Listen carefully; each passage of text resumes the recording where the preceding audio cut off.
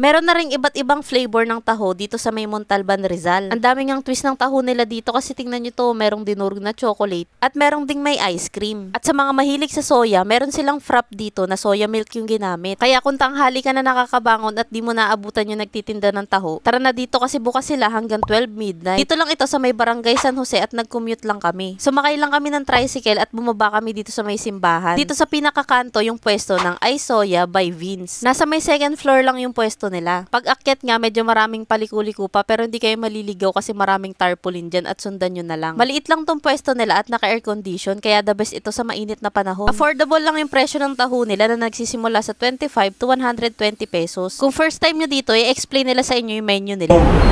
Ano po, premium tsaka yung fusion po, magkaiba po siya. Yung premium po is one flavor po, tapos yung fusion po, one or more flavors po. Parang pieksama po.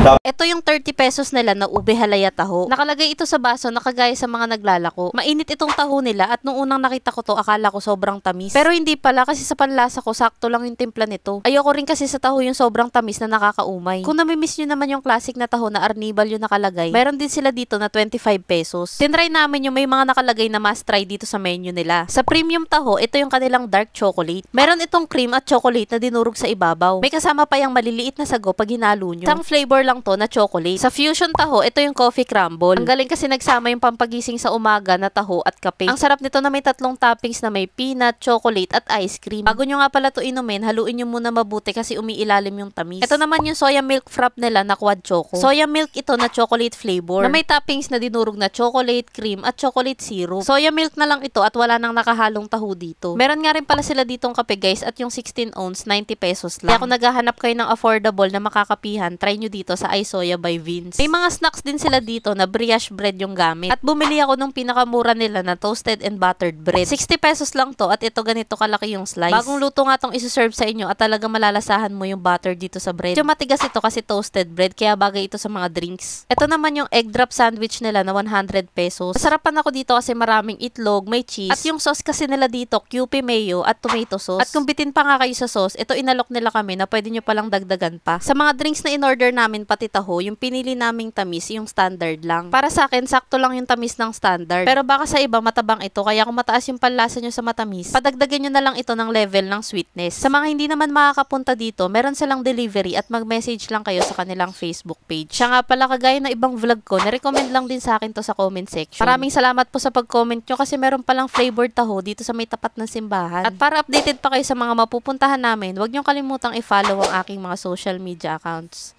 Yun lang, maraming salamat sa panonood. Bye!